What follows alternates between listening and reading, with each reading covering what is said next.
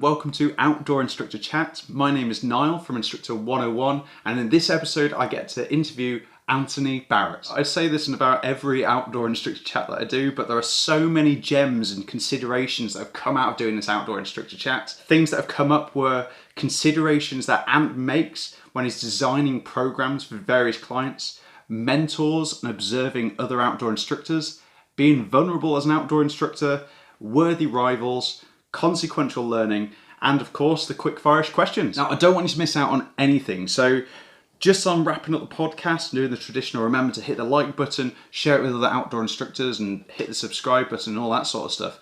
Ant and I carried on a conversation afterwards, and I think it provides a lot of extra value as well, so make sure to listen right to the very end, not just before I kind of wrap things up. So make sure you don't miss out on that stuff. Other than that, thank you so much. Let's get started.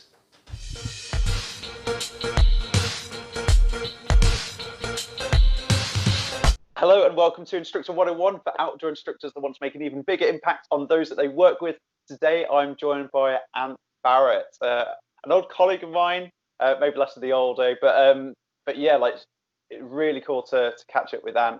Loads of experience, loads of background, and yeah, I think a lot of our conversations are quite thought-provoking. So Ant, do you want to take a moment just to introduce yourself, tell people where they can find you?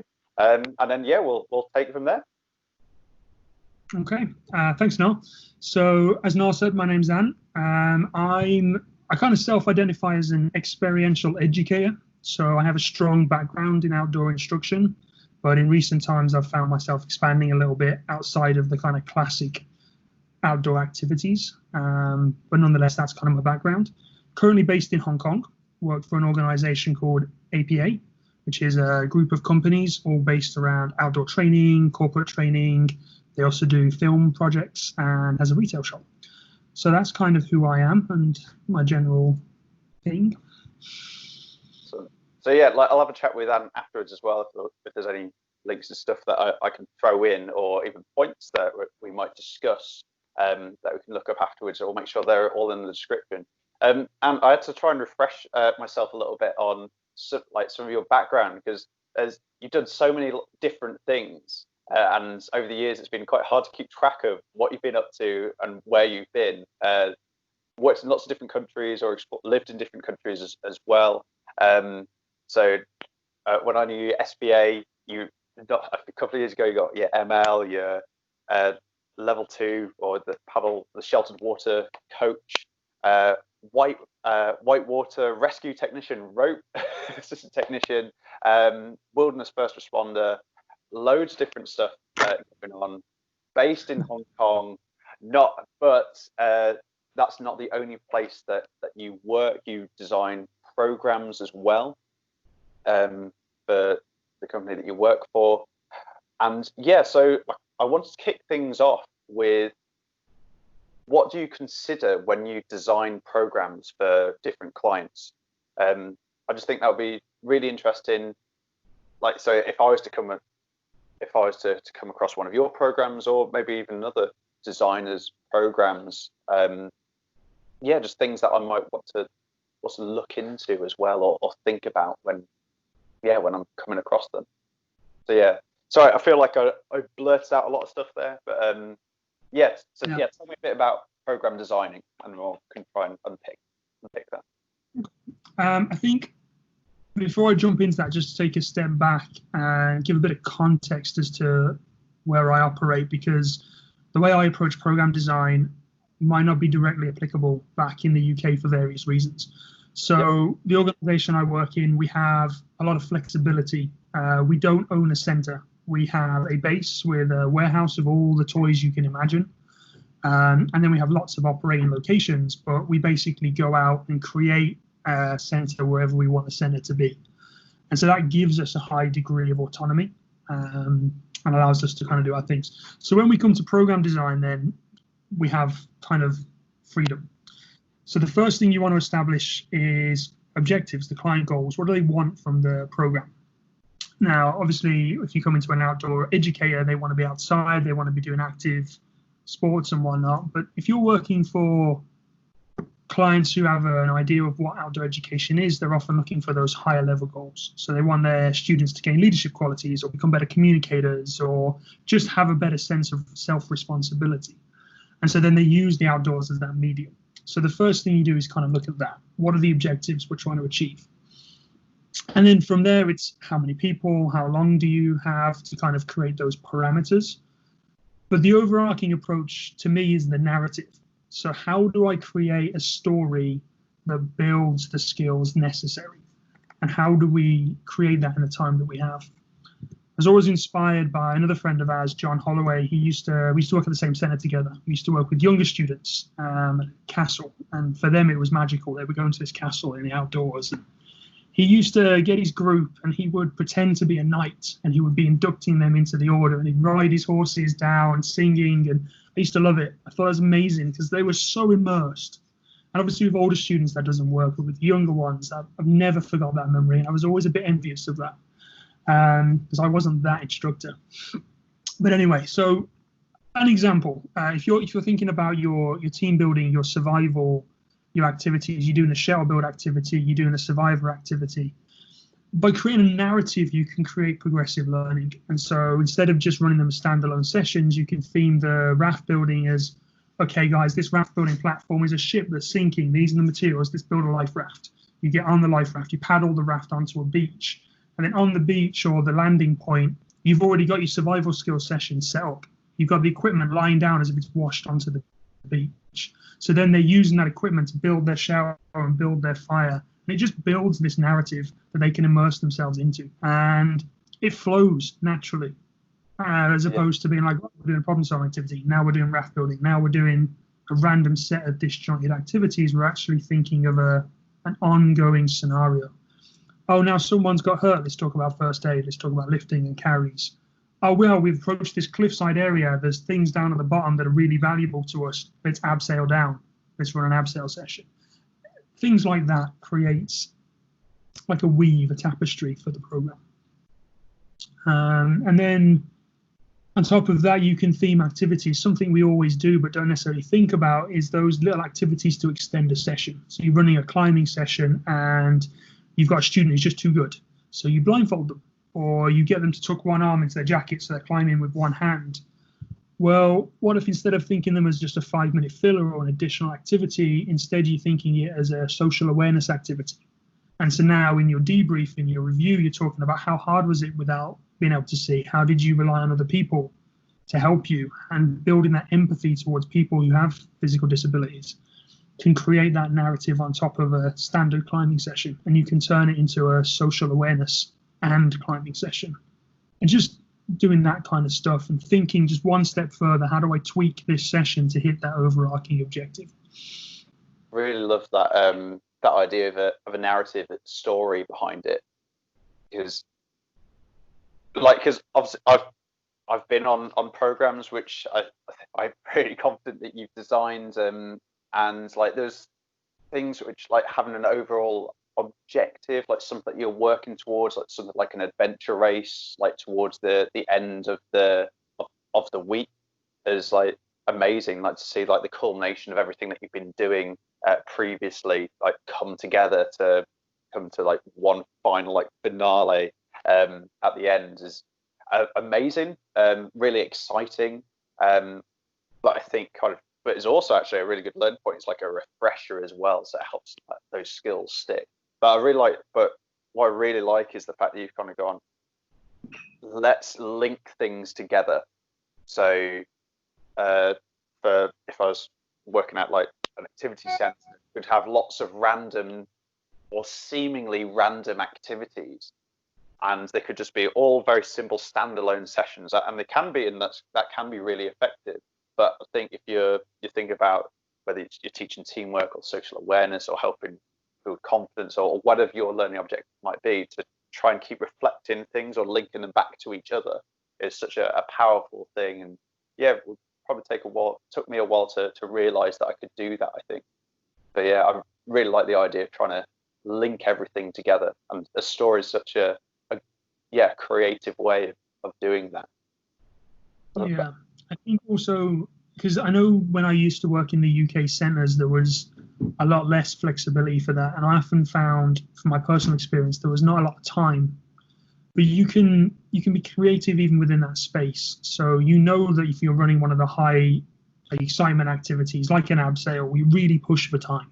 And to get all the students through all the safety, the clipping in, the abseil system itself, you don't really have time to fill that in. And that's fine, because your next session might be an initiative lesson or something that's slightly less time intensive. And so you can carve 10 minutes into that to use that time to both reflect on the last session and work towards the next. So it's just recognizing those sessions you can be a little more flexible with and those ones that you really can't, and using those little few minutes here, few minutes there to save that time and do that activity.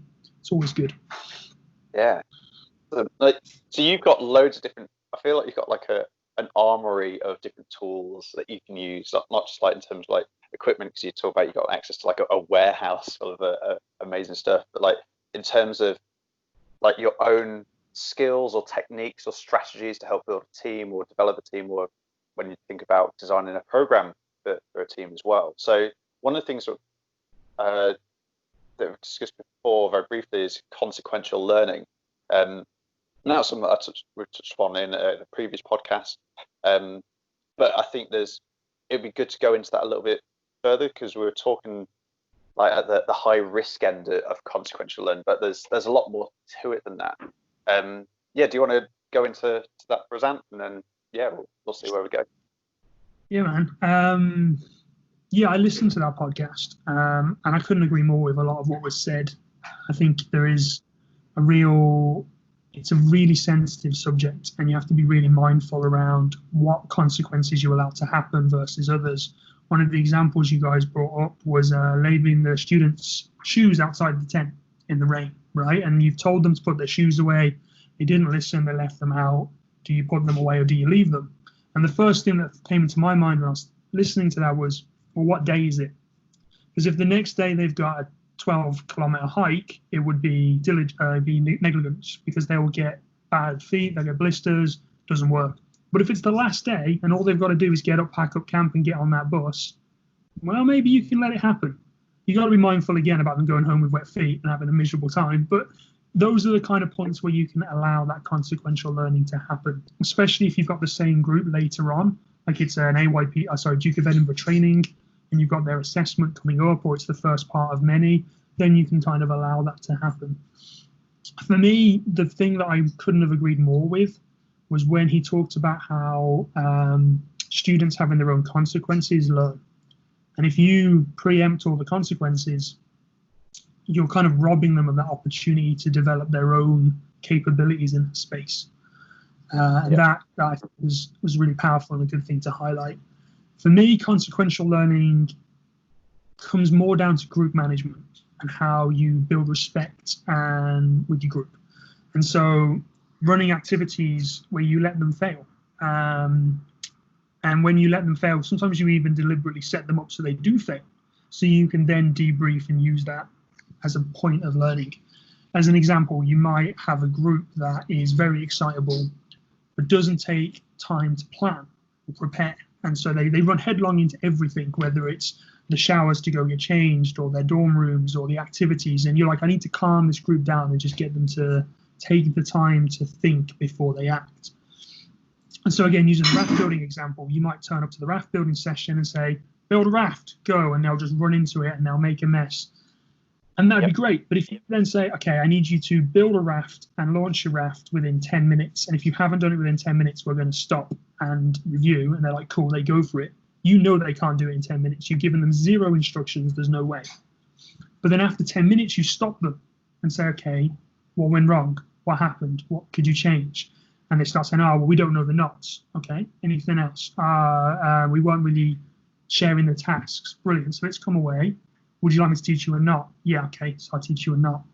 Whose task is what? And you kind of help guide them in that process, and then they do it again. And then within the time frame, because they now have the skills and they have the awareness and they have the roles, they succeed. And so you've allowed them to fail their task, but then use that as a learning opportunity to move forwards. And that's a great example of consequential learning. I often joke that experiential learning is consequential learning. Try, fail, repeat, try, fail, learn, eventually succeed. And that's how we've all developed, how children learn all the time. You watch a toddler at play, and that's exactly what they do.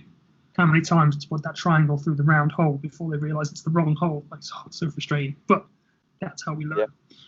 So, these consequential learning. Yeah.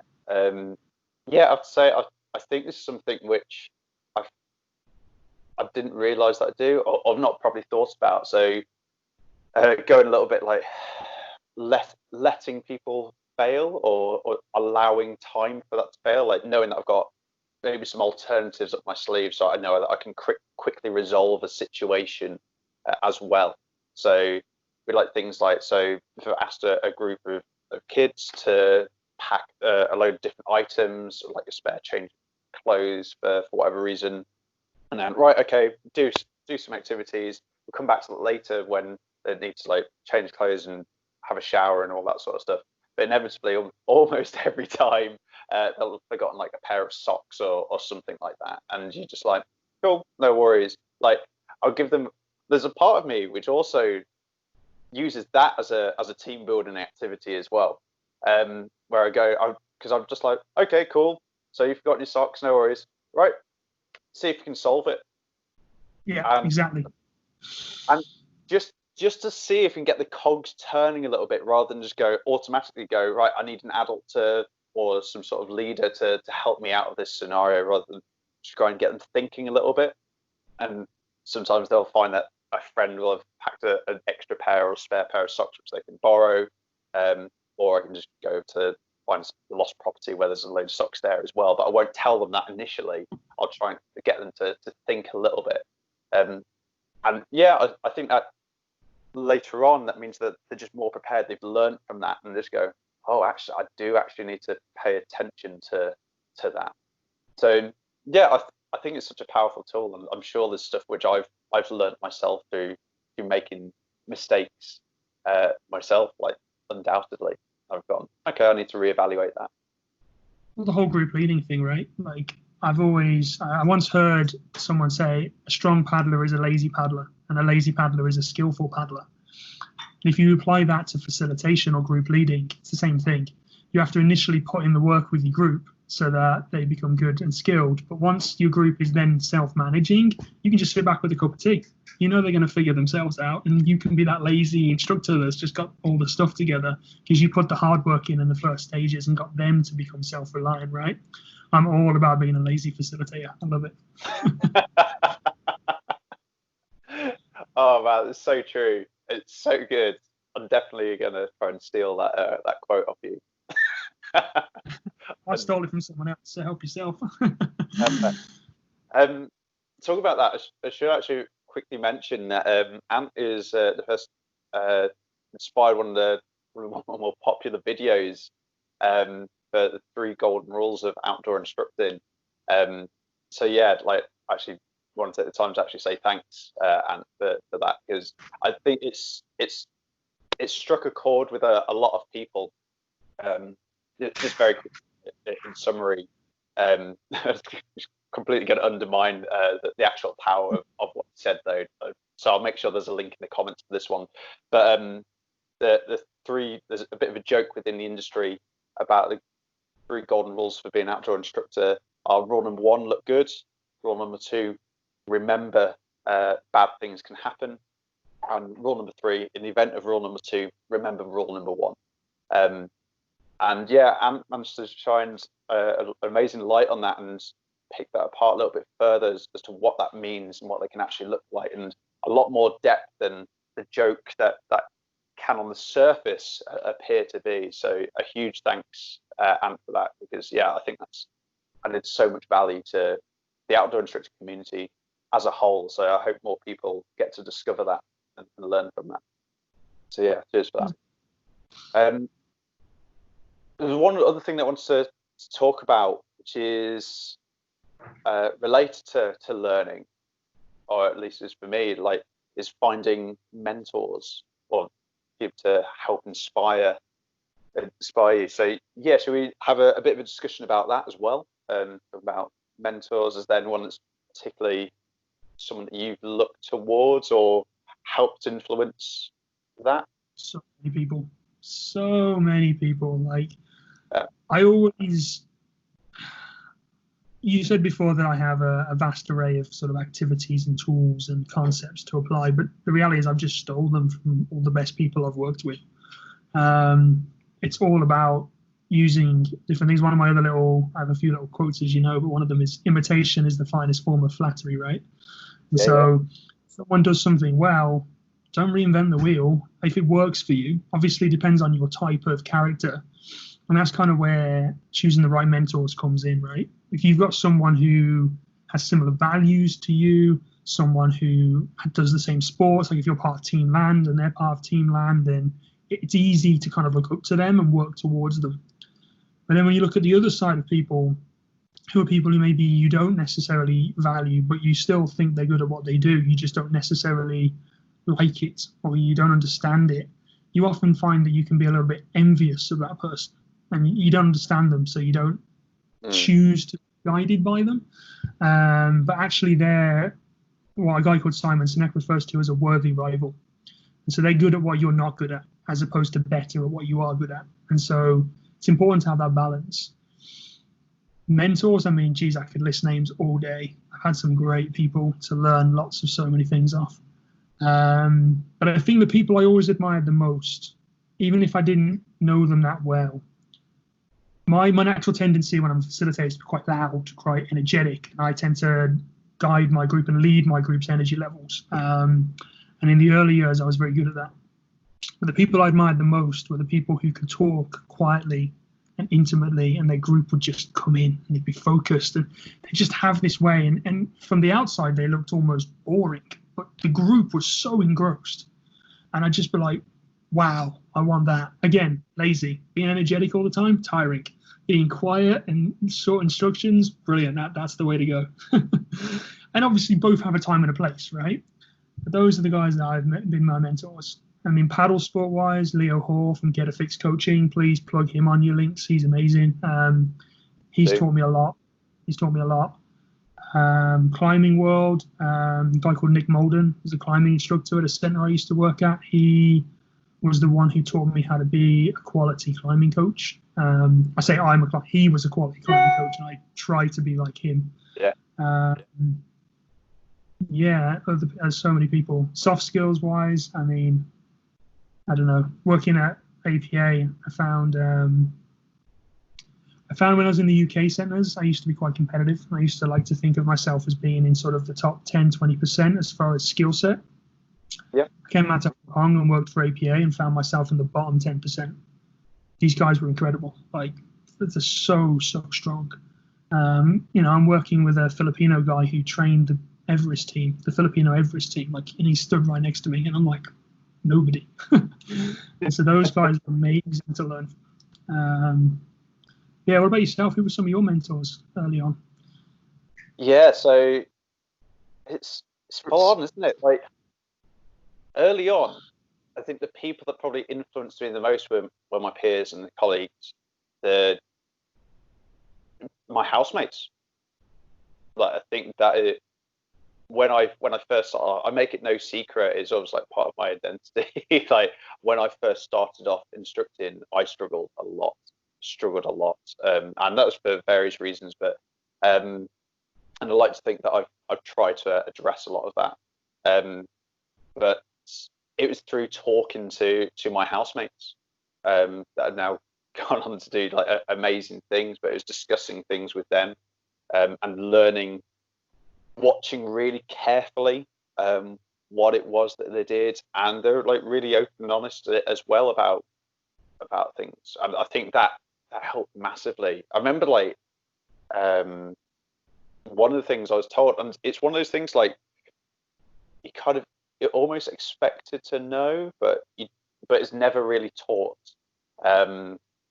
Which is like, okay, if you start off, you're like one of those, like, if you're a type of facilitator or instructor that goes in with high energy, really loud, really exciting, that's great.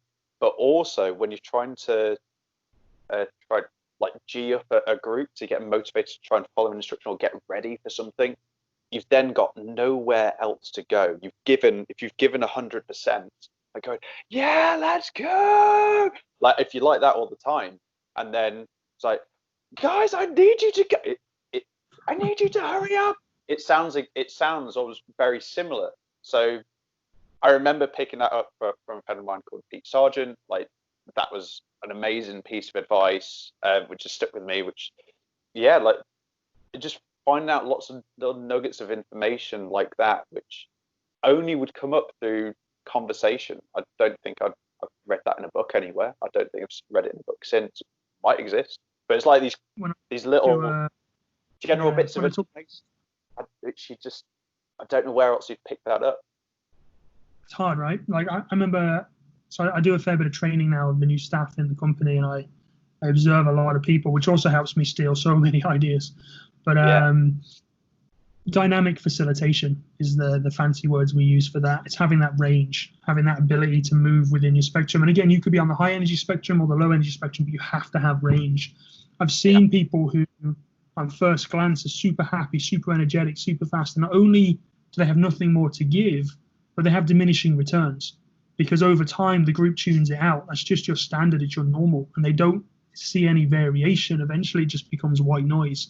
And so almost without fail, those instructors who are either high or low but stay consistent lose their group within a day at best. And the group's just tired of them. They can't see, or they don't get any feedback from you, so they don't know if they're doing better or worse. So they lose investment in that process, and they detach, they disengage.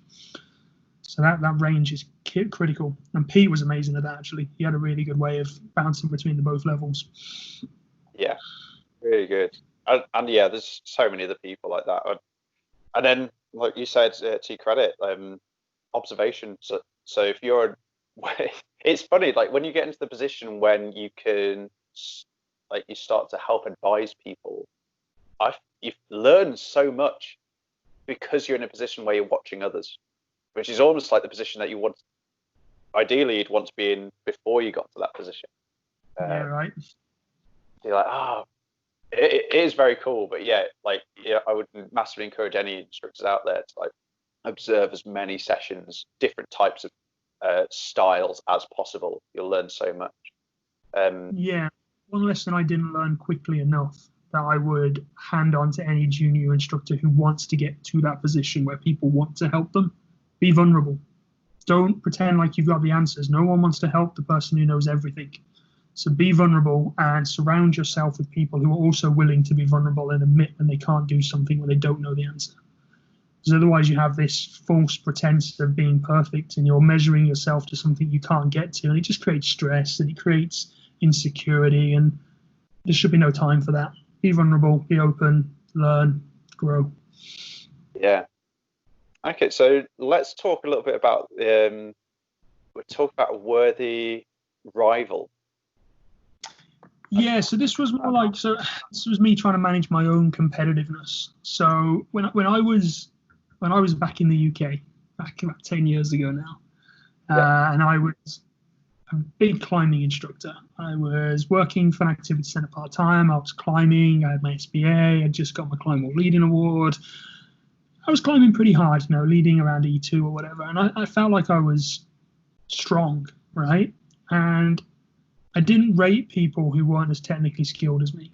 And people who were as skilled as me or better, if they weren't people I got along with, I would find myself envious of them, jealous. I wanted what they had. And I had it all wrong. I had it so wrong. Those people shouldn't be people that are threats to you. They shouldn't be people that you should be worried about. They should be people that you aspire to be and you can learn from. And so rather than seeing them as a competitor or a threat, you see them as a worthy rival. This is someone who is worth my attention because they have something I want to have. And so it just switches that mentality from one of competitiveness to one of, this is an aspirational goal. And it might be that they're just naturally better. It might be they're 5 more years in the industry. It might just be that they're best friends with the manager. It doesn't matter. They've still got something you can learn from. So try not to look at it as a threat and as more an opportunity to learn something from someone who, let's be honest, you're jealous for a reason. You're envious for a reason. They've got something you want.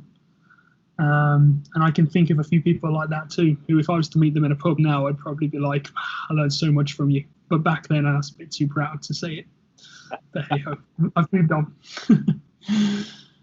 Something which, yeah, like I've always liked, and I think my brain is just always ticking over now, like watching people skills, how people lead a group, or why people stand out as certain leaders. And there's thousands of studies on that, but but at the same time, it's still really interesting to try and work out and watch other people and how they're doing that, just in social situations as well, within the workplace, and like what is the common theme, if there is a theme, what's happened there. Like a lot of people that worked in sports or like worked part of teams there, I can see there's definite influences there.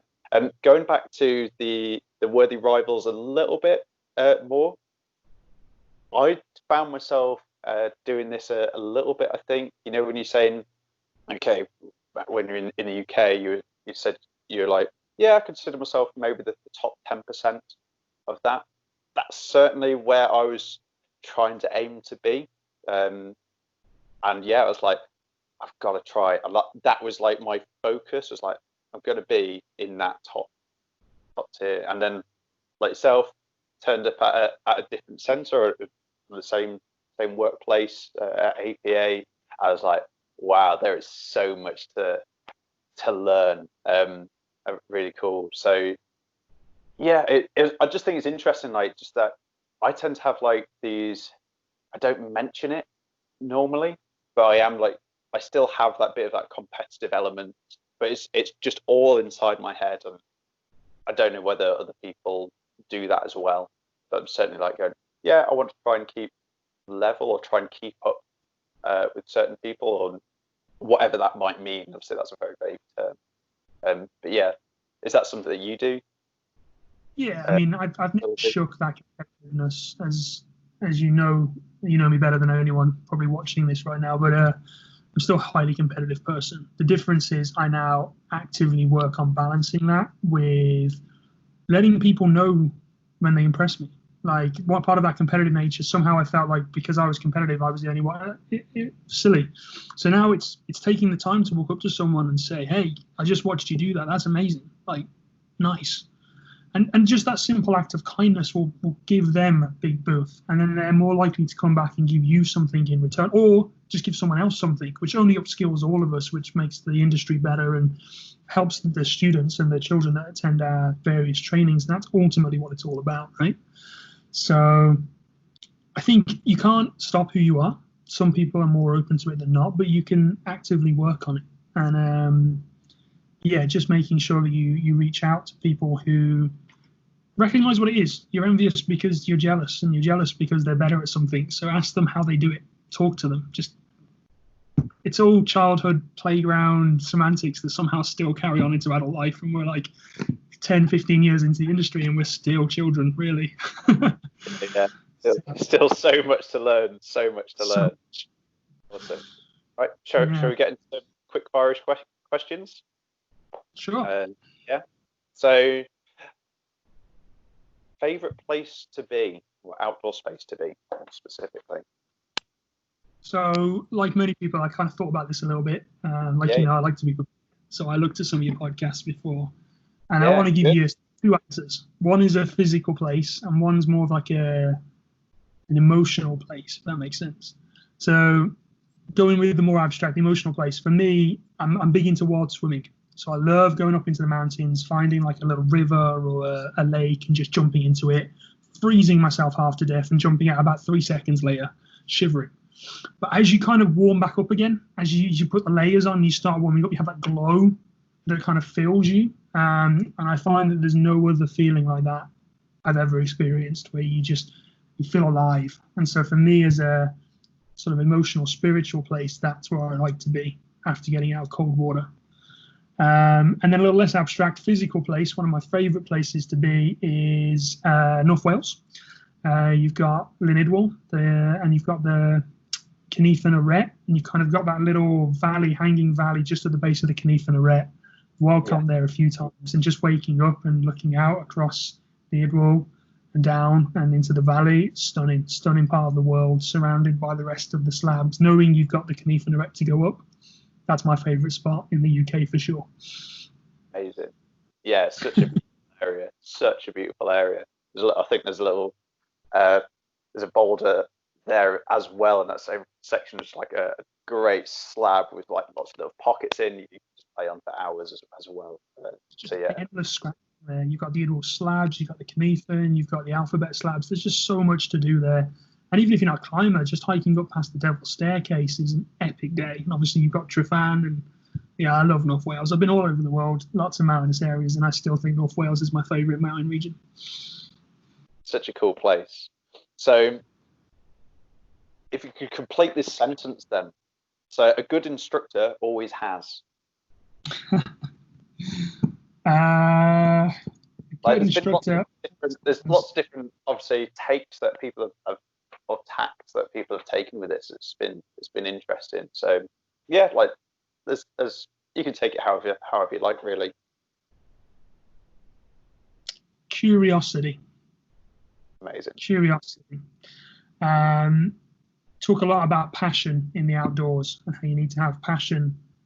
And I've been thinking a lot about how do you maintain passion and curiosity, right? Like if you're running the same session 1,000 times, how do you keep that passion? Well, you remain curious about how this group's going to handle it. What are their unique attributes that are going to make this session interesting for you? And then there's the other curiosity of, wow, this is a river I've never paddled before. And then your passion comes out anyway, right? So curiosity. That's what I think all instructors should keep. Brilliant. So good. So good. Yeah. And remembering what that passion, like what that curiosity is like as well, for when you might have done something, a particular route or activity, you know, a lot beforehand, remembering what that curiosity is like. So yeah, and keep igniting that curiosity in different ways. Really, really cool. Exactly. Their curiosity. Like they're going to ask you the same questions you've been asked a million times. It's because they're curious. It's their first time, right? So, or they're not going to be as experienced as you either way. So, yeah. Yeah. So good. Cool. Favorite piece of gear or equipment? Lots of opportunities out there, and I'm sure you've used and tried lots of different things as well. Can I answer this twice as well? Do what you want. You're going to do it anyway.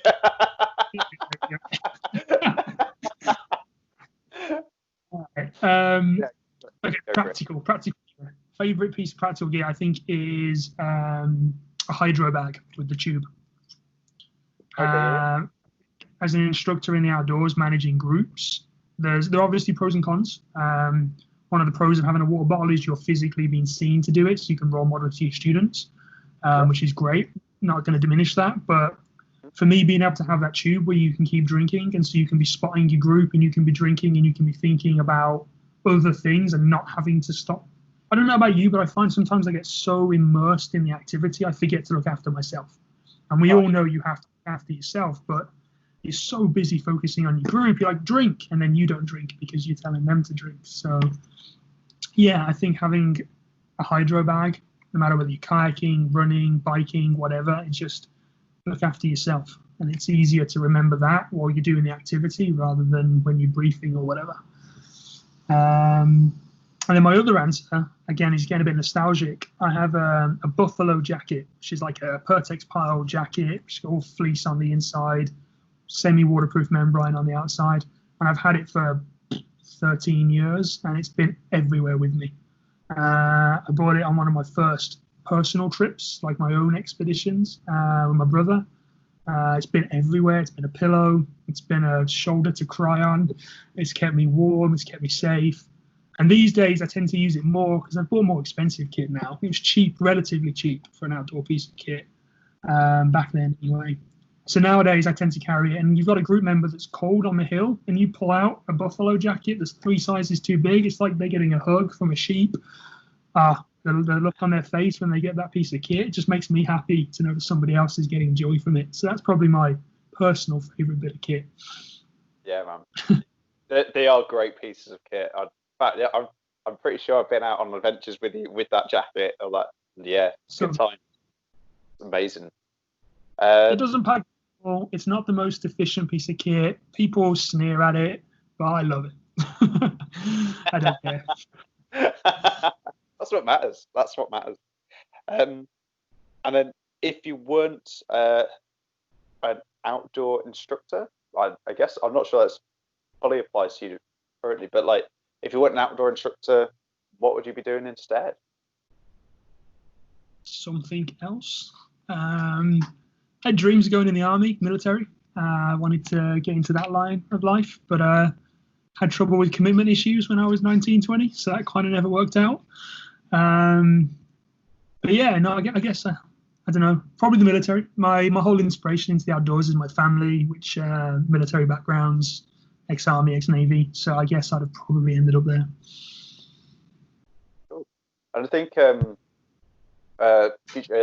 you've already answered this question really, but I think I'm going to carry on in the future with these, like asking about who's inspired you into your early years of outdoor instructing. I think that's great.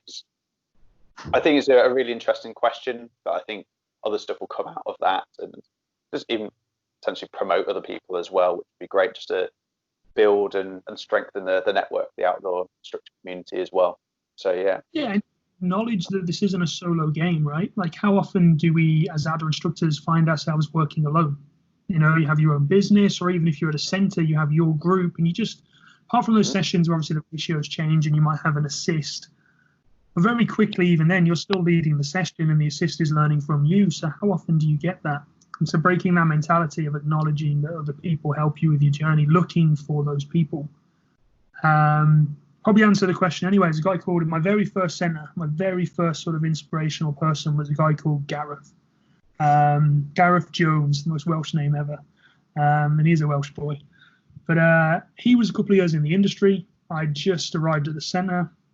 And he was a bit of an old hand, and it was a standard activity center doing standard activities. But I remember he used to take me, and there's another guy he used to go out with called Nikolai, who's somewhere in Eastern Europe, can't remember where. But we used to go up to the archery field on like a Sunday afternoon, and we'd go up there with the archery kit and the fencing kit, and we'd basically proceed to do all the things we shouldn't have done on those sessions. Probably shouldn't have named him before I said this, but just upskill.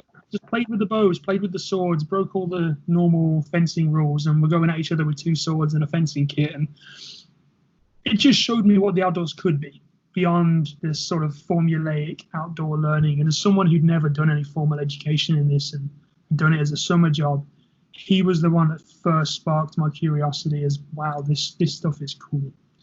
So yeah, that was probably my first mentor. Brilliant. Yeah. Awesome. That's great. Yeah, I think we come to a close. I just wondering if you got any like final closing thoughts or questions that you might want to ask to the one-on-one community or audience. Like, I think you've added so much stuff as well already. To be honest, like it's been incredible. But I thought I'd throw that out there just in case. I don't know if you have or not. I haven't prepped you, so. Yeah, no, I kind of, yeah. I think just that mentor, I'd love to hear other people's stories as to who it was and why. I think it'd be nice to just have a bit of sharing of that.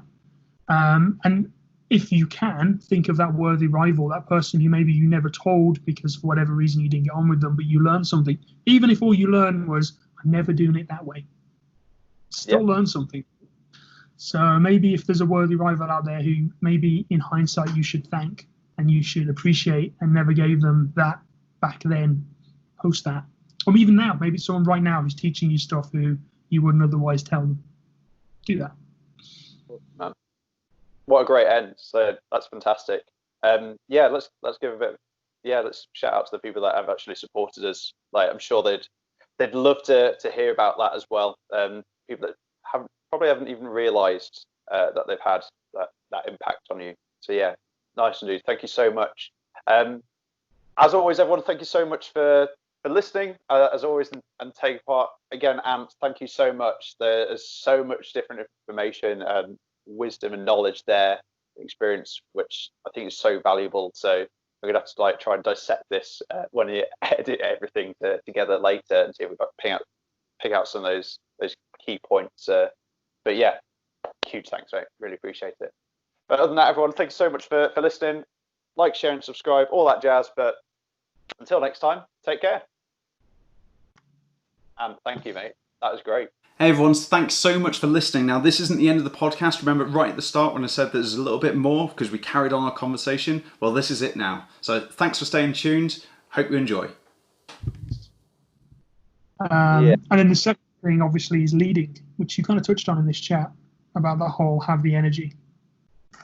Like I know, so for my preferred technique, my preferred one when it comes to group management is to be a passive observer for the first half an hour of the group. I hate being the person who has to introduce a program. Even if I designed it, I hate it. I much rather be sat at the back with my group, just listening to the conversation, listening to the energy level, and then as best as possible, chameleon myself into that energy level. So I'm talking at their level with their language. I'm part of the group. I try and insert myself. And then just like NLP, gently lead as opposed to discordantly break. And then I will maintain that as much as possible unless I need an instant reaction. And then I'll jump escalate into a loud voice or a sharp tone of voice, or, physically like frown and look annoyed, and use that discordance as a break to get them to pay attention because it's dangerous. That's my technique. Yeah.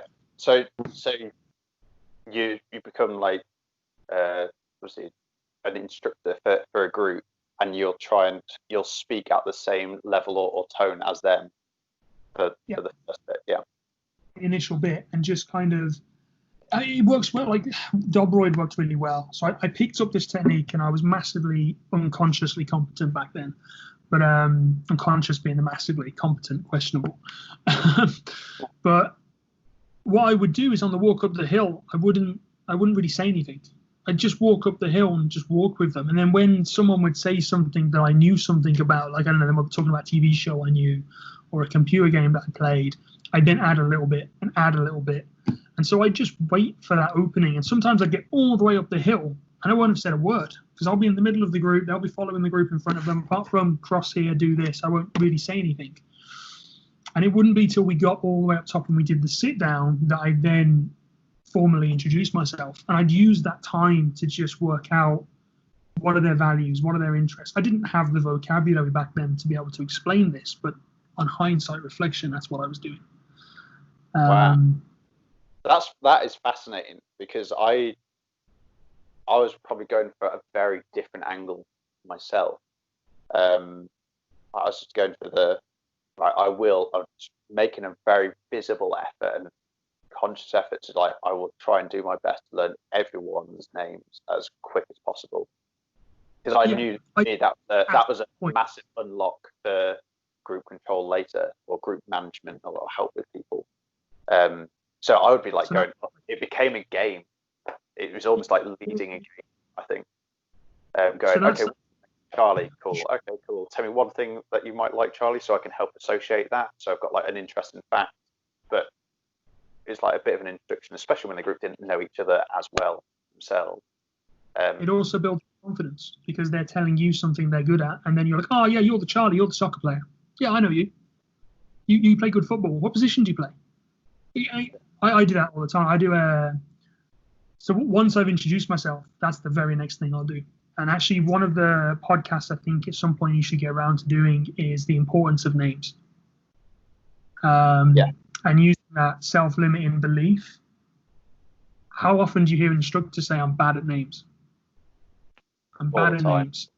And it's them doing the exact same thing as the kid that says, I can't climb.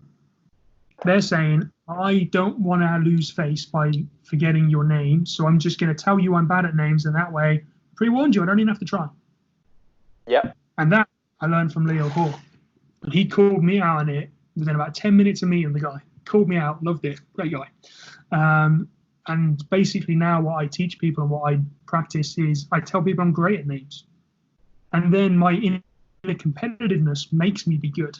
And then when I mess it up, they call me out and I feel bad, and that guilt motivates me to be better next time. So I use my You just expose yourself massively, open yourself up to it. Yeah, that's amazing. Yeah, I've definitely thought about that before. I don't think I've properly found a way of addressing it or verbalizing it as well as you. So that's great. Yeah. Yeah, because I deal with it all the time, and I've got no time for it anymore. So when I play my name game, the name game I play is you sit in a circle and you introduce yourself, and the next person introduces the person that just introduced themselves and themselves. The next person has to introduce the last two and themselves. But as I go around the group, it's like, okay, so you're Niall, so you play rugby, cool. Well, we have to make a decision now. Are we going to be friends or not? Is it rugby union or rugby league? Because I mean, and they're like, rugby union, and I'm like, okay, we can be friends. And it just builds that rapport. And this is the rugby player. And you do that trick where you use the names. So Niall, you played rugby. So Niall, remind me, union or league? Nice. Yeah. And what position do you play now? Okay, I've now said your name 3 times, and we've had a natural seeming conversation, and I've shown an interest in your hobby. You've nailed 3 things in 30 seconds, like 10 seconds, and all the other kids are now also learning about Niall. Yeah.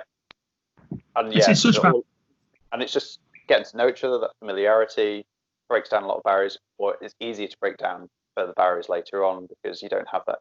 Like I've always having that thing. Like I've addressed it in a video before, but like I'll just say, look, my name's Niall, like the River Nile, because otherwise it just helped them remember. But otherwise it just gets awkward later on, doesn't it? Like when there's an expectation that you should have known someone's name further down the line, and then you go in, the kids coming up to me going, Mr. Sir person, like when they're getting it wrong or they're struggling, that it means they're less. And if they've got the courage to be able to try it, then there's so many people that don't have the courage. So they've probably got questions that they want to ask, but because of that barrier, they can't get past it. Yeah. And how quick do you see an outdoor instructor correct a student if they call you sir or miss? I'm not a teacher. I'm not a teacher. You should know my name. And yet they're not learning their names. It's hilarious. Yeah. So right. Yeah, I'm a teacher. Don't call me sir. Don't call me miss. Yeah. Yeah. And in your mind, you're trying, again, they're because everyone does something for the right reasons, right? So they're trying to break down that teacher barrier and be more of a friend, a compatriot, someone they can trust. Whereas a teacher often is seen as a bit of an authoritarian figure. So they're being noble in their intent, but they're being ironic in their actual execution, which is fun. Love it. Always. Love watching all this stuff. Love looking at everybody thinking, yeah, I used to do that. Oh, I still do that. Oh, God. Yeah. Do that all the time and go, yep, cool. I definitely do that. I need to address that. Or I'd like to stress that. When I do, I need to stop doing that. I need to stop.